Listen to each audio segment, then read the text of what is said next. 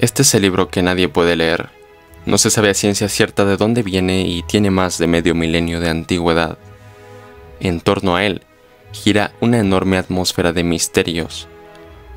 El primer registro de su existencia data de 1580. Dos socios ingleses, Edward Kelly y John Dee, viajaban por Europa durante esas fechas. Buscaban apoyo intelectual para sus investigaciones. En ese viaje, recorrieron una Europa que había dejado atrás un largo y oscuro periodo medieval. Pero los remanentes de aquellas épocas les favoreció de gran manera, pues, según ellos, habían descubierto la piedra filosofal y el elixir de la vida eterna. Iban por todo el camino haciendo sesiones donde decían invocar espíritus, además de, supuestamente, comunicarse con los ángeles. Obviamente todo el espectáculo era con un mero fin lucrativo. Por la ingenuidad de la época, era fácil engañar a la mayoría de las personas, especialmente porque Edward Kelly tenía una muy buena habilidad como ventrílocuo. Hacía parecer que voces del más allá salían de una bola de cristal. Cierto emperador llamado Rodolfo II de Habsburgo era conocido por ser excéntrico, por su interés en la magia y las cosas del mundo oculto. Le apasionaba coleccionar todo tipo de rarezas, desde su impresionante colección de arte hasta los especímenes más raros. El emperador estaba loco, al grado de que hizo creer a las autoridades eclesiásticas y a la familia real que un demonio lo poseía. Este sufría de alucinaciones, ataques de pánico y trastornos obsesivos. Estaba convencido de que existía una conspiración en su contra para ser asesinado. Rodolfo II, en lugar de cuidar los asuntos administrativos y militares, prefería hacer otras cosas. Sus excesivos gastos en fiestas y caprichos vaciaron las arcas del Sacro Imperio, y su gobierno fallido reunió las condiciones para que ocurriera la Guerra de los 30 años, que devastaría Europa. John Dee, al igual que el emperador, era un apasionado coleccionista, y durante sus aventuras por el viejo mundo, se aprovechó de ser el asesor científico y astrológico de la reina Isabel I para compilar una vasta biblioteca en su casa de Mortlake.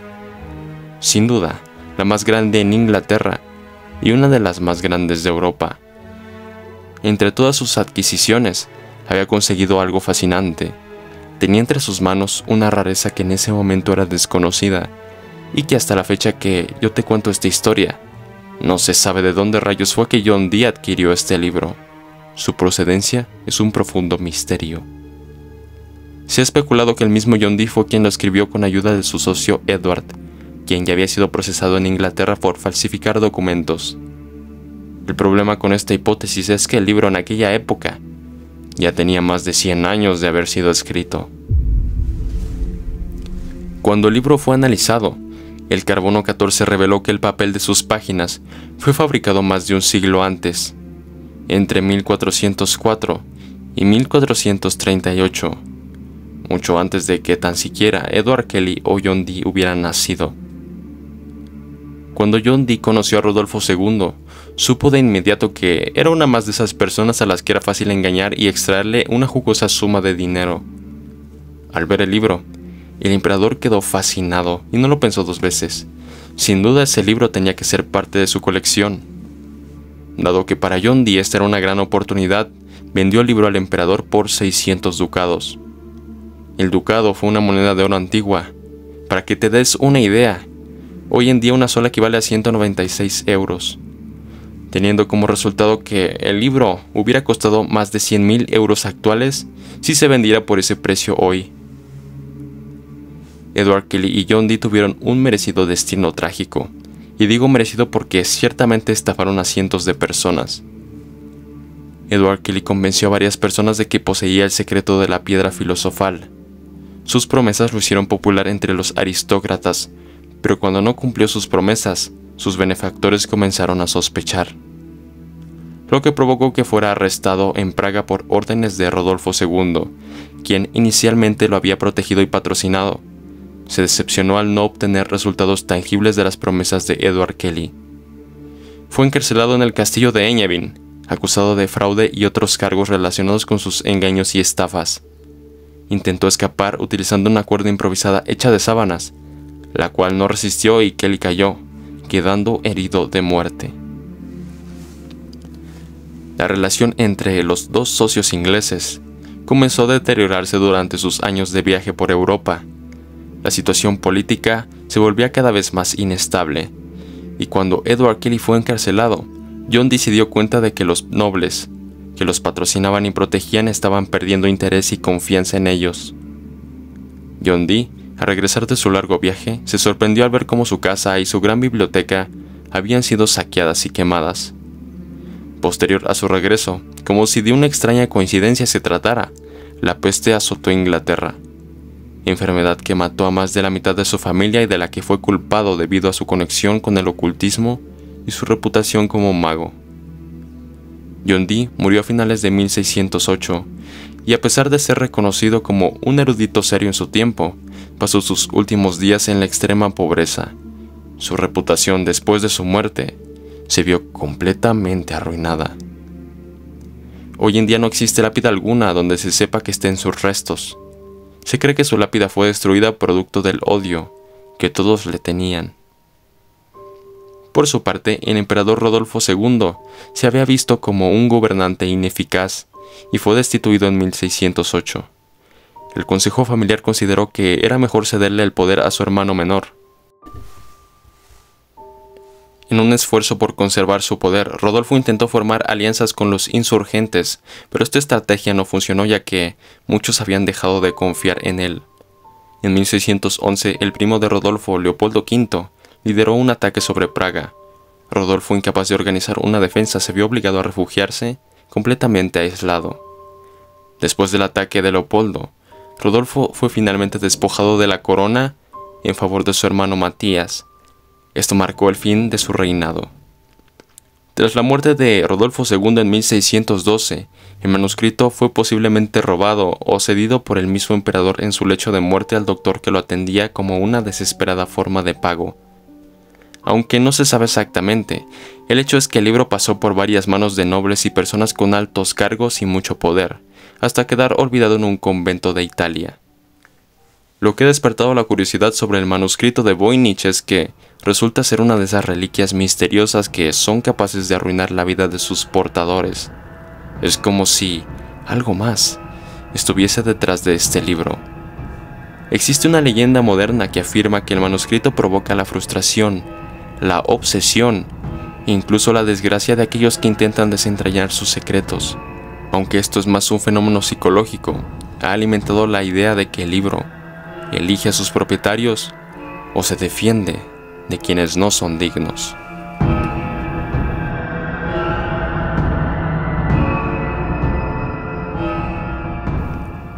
Continuando con la historia del libro, Wilfrid Voynich, un comerciante de libros antiguos, lo encontró. Existe incluso una historia más que, aunque no está comprobada, es interesante. Supuestamente, el manuscrito eligió a Voynich para que lo diera a conocer al mundo. Se dice que la noche antes de visitar la biblioteca de Villa Mondragón, Voynich habría soñado que encontraría algo único y extraordinario. Esto, según los rumores, lo motivó a explorar con especial atención un montón de libros que la biblioteca del antiguo monasterio italiano había decidido vender discretamente. Entre los libros disponibles, Voynich encontró un manuscrito que lo intrigó de inmediato. Convencido de que contenía un secreto importante, intentó descifrar su contenido remitiendo copias de este a diversos expertos. Desde entonces, el interés de la comunidad científica creció rápidamente, consolidándose como uno de los mayores misterios de la historia. Cabe mencionar que así fue como se le dio su característico nombre, el manuscrito de Voynich. Según Voynich, el libro estaba acompañado de una carta de 1665 o 1666, escrita por el científico Johann Marcy, quien lo habría enviado a un especialista de la época llamado Athanasius Kircher, esperando que pudiera descifrarlo. Marcy afirmó que efectivamente el manuscrito había pertenecido al emperador Rodolfo II y creía que su autor era Roger Bacon, un monje y filósofo inglés del siglo XIII. Wilfrid Voynich murió en 1930 sin haber encontrado las respuestas que buscaba sobre aquel libro. Y entonces el libro llegó a las manos de Hans Peter Krause, un bibliófilo quien fue el último que lo conservó personalmente, y como no consiguió revenderlo se lo obsequió a la Universidad de Yale en 1969. Este libro tiene la capacidad de dejarte muchas preguntas. A simple vista pareciera ser un libro de botánica, astronomía y posiblemente medicina, pero lo que verdaderamente llama la atención no son sus extrañas ilustraciones, que por sí solas son intrigantes, sino el lenguaje o código de su escritura que nadie ha sido capaz de traducir. Existe la hipótesis de que este puede ser algún antiguo idioma de las élites que no esté registrado, dado que tenía un muy reducido número de hablantes.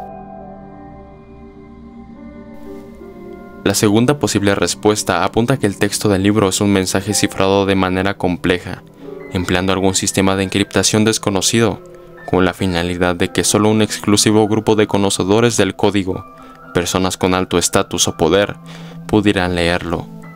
El misterioso idioma no ha sido identificado en ningún momento de la historia conocida. No se sabe su nombre ni se conoce su pronunciación, y simplemente fue llamado como Voyniches, en honor a Wilfrid Voynich. Otra curiosidad de este extraño libro es que algunos de los que se han obsesionado por traducirlo se han vuelto locos. Como ejemplo te puedo mencionar al profesor William Newbold, de la Universidad de Pensilvania, quien intentó descifrarlo en 1921 y terminó trastornado.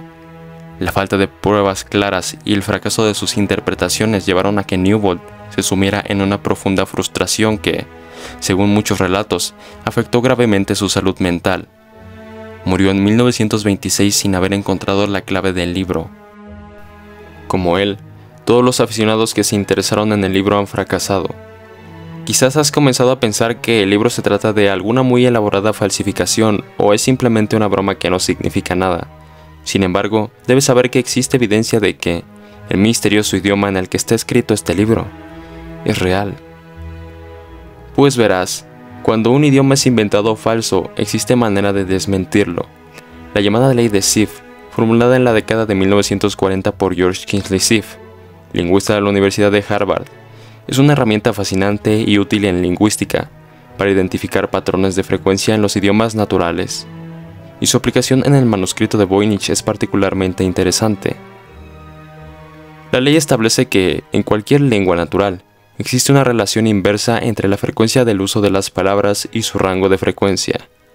Las palabras más comunes aparecen con mucha más frecuencia que las menos comunes, y este patrón se mantiene en los idiomas reales. En otras palabras, la ley de Zipf dice que, en cualquier idioma, unas pocas palabras se usan muchísimo, mientras que la mayoría se usa muy poco. La palabra más común aparece el doble de veces que la segunda, 3 veces más que la tercera, y así sucesivamente. Este patrón muestra que los idiomas tienen una estructura consistente. Si un texto sigue la ley de Zipf, es probable que tenga un significado real y no sea solo un montón de palabras al azar. Esta propiedad es casi imposible de replicar de forma espontánea en textos inventados o sin significado. El hecho de que este idioma siga patrones del lenguaje real no solo intriga a lingüistas y criptógrafos, sino que también hace que el manuscrito sea una pieza codiciada en el estudio de la historia de la criptografía y la lingüística. Si observas el alfabeto que fue recopilado de todos los caracteres encontrados en el códice, podrás notar su similitud con el alfabeto latino que utilizamos. Sin embargo, la procedencia de sus variaciones es completamente desconocida. Pensar que jeroglíficos mucho más antiguos y conformados por caracteres más desconocidos y extraños se han podido descifrar, pero que estas letras que se asemejan tanto a las de un alfabeto latino sigan siendo un enigma es extremadamente desconcertante. El libro también contiene páginas plegables con diagramas extensos, y lo que más llama la atención es que está incompleto, pues faltan folios en su secuencia, ya que algunas páginas fueron arrancadas. Lo que nos lleva a preguntarnos qué era tan importante en el contenido de esas páginas para que fueran arrancadas. ¿Quiénes son sus autores y cuál era la finalidad real del libro? Es decir, ¿para qué fue creado? Plantas que no existen en la naturaleza, diagramas astronómicos avanzados, mujeres desnudas flotando en sistemas hidráulicos inexplicables. Podría contener conocimientos ocultos capaces de cambiar la historia de la humanidad. ¿Qué pasó con los hablantes o conocedores del idioma? ¿Cómo fue que desaparecieron todos sin dejar registros? Son preguntas de las que quizás nunca sabremos la respuesta. Si el video ha sido de tu agrado y fascinación, o al menos ha captado tu atención, apreciaría mucho que me ayudaras presionando el botón de me gusta y comentando algo. Es gratis y siempre puedes cambiar de opinión después.